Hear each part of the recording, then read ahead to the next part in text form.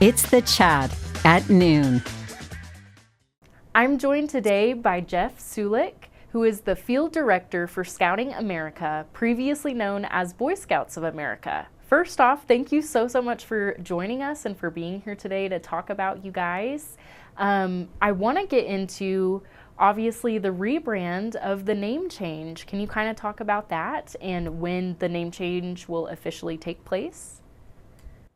Sure. Thank you for having us on today. We're always happy to share what's going on scouting with our community. So the name change, it's been Boy Scouts of America for over 100 years.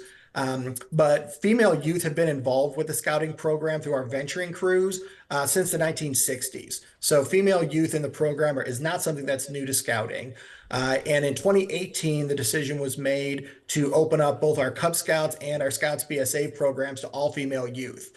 And so that was a big change that occurred. Really, that was driven by family requests that we had and did a lot of surveying and Scouting knew that we wanted to expand all the great things we were offering to boy youths to girls. They could benefit from the same program that we were already operating.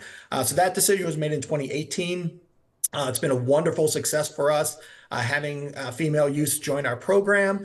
And so then the decision was made this past summer at our national meeting that it was time to do a little bit of a rebrand and just really to reflect who our membership is now. Obviously having boys in the title, surveying was done and 85% of families had no idea that girls could join scouting, even 6 years after we've made this change. So this decision was made to change the name to Scouting America. We're kind of doing a soft opening with the name change now, and then officially the name change will occur in February, which is the annual birthday of Scouting in America. Awesome. Yeah, and this change has directly impacted your family.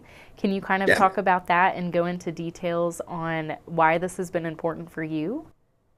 Sure. So we were sort of the prototypical family that the change occurred for.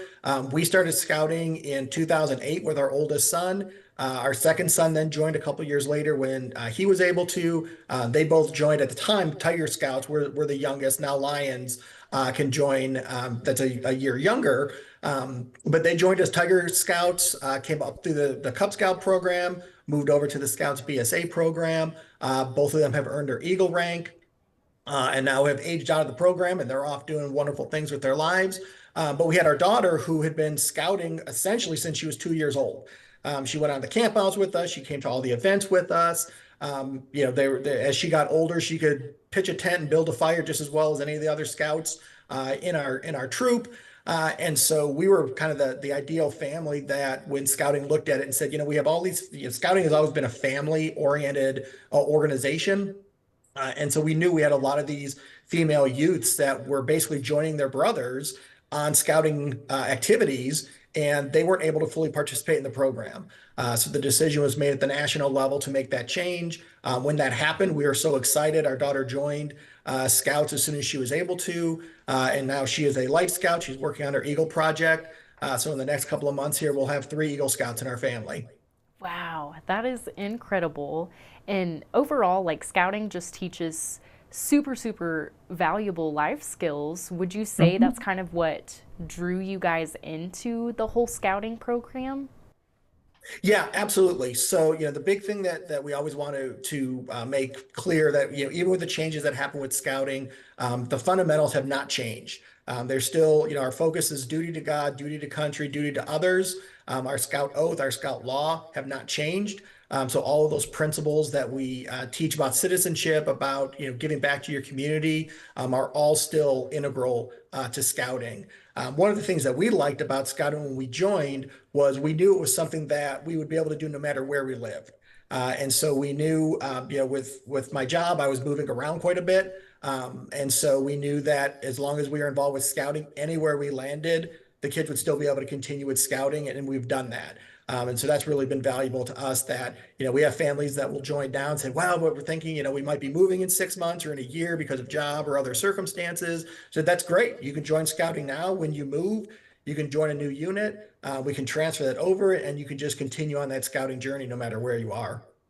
Yeah, and that's something that I didn't really think about, honestly.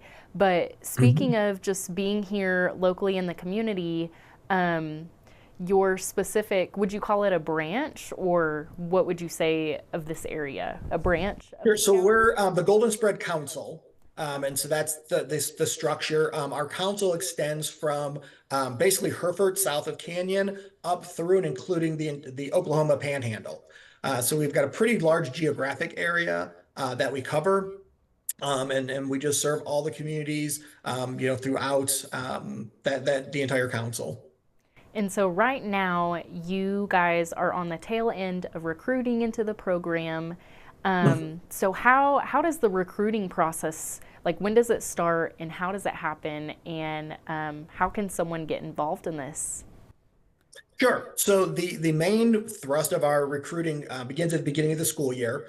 We go out into schools, we go to back to school nights, meet the teacher nights, open houses, just trying to spread the word and letting families know.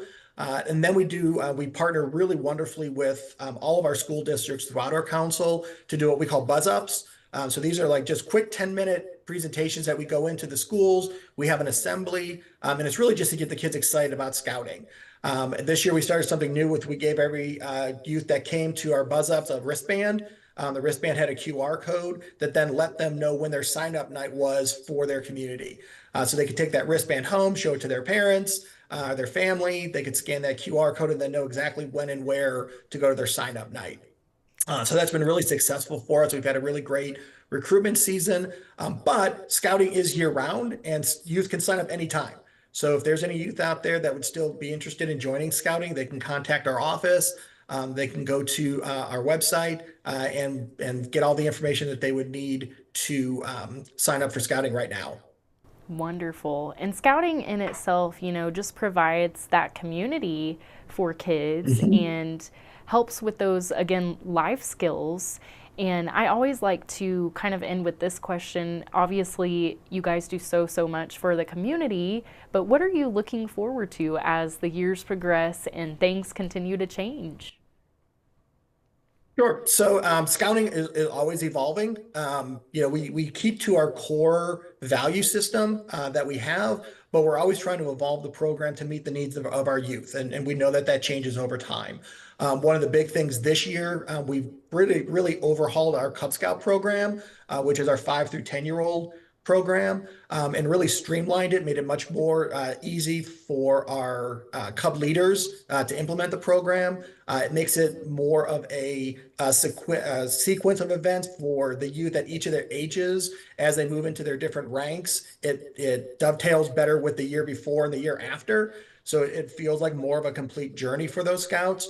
And so we're always looking at ways that we can make the program, easier to implement for our leadership, who are all volunteers, but also have it be a quality program for our youth. Awesome. Well, thank you so much for sharing, Jeff. There was a lot of things I didn't even know, and so that was very valuable to learn and to know that you guys are here to continue making a difference in our youth, which is important. So thank you so much for sharing that. And yes, I can't wait to see what you guys continue to do. So thank you. Thanks for having me on. Yes. Well, this has been the Chat at Noon. I'm Kelsey Davis, News Channel 10.